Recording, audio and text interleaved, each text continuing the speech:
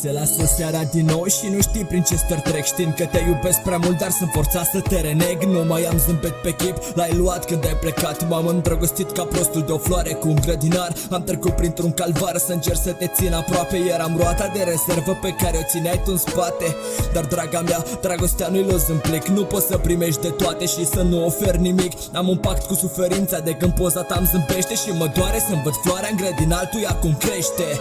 Doamne, tu cel care ni le dai pe toate, vindecă-mi tu rana mea, că ea nu vrea și nici nu poate. De 3 ani încerc să uit de aceeași tristă poveste. Când iubești cu adevărat nu poți să treci repede peste. Pentru o perioadă de timp am crezut că sunt alesul. Am pus speranța în iluzii ca în final să ajung doar exul.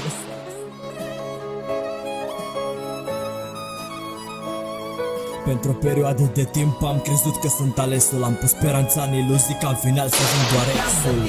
Un spiritus, o vioară și un arcus, să ajung la tine într-un minut.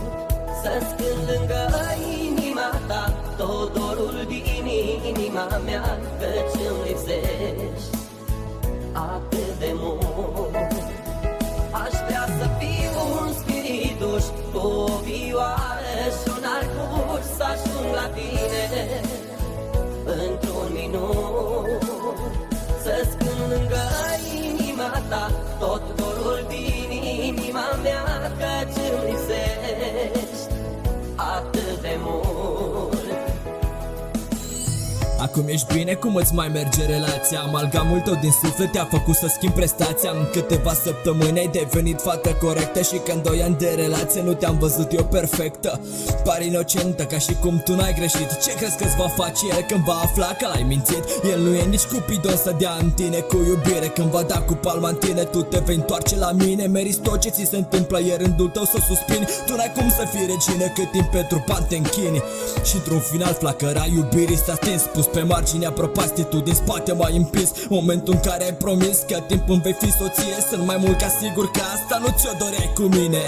Felicitări, am sufletul rumeguș, semna spiritușul tău cu o vioară și un arcuș.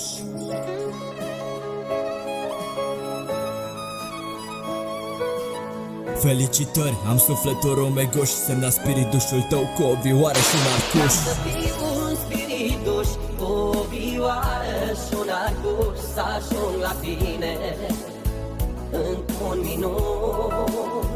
Să-ți cânt lângă inima ta tot dorul din inima mea, căci îmi lipsești atât de mult.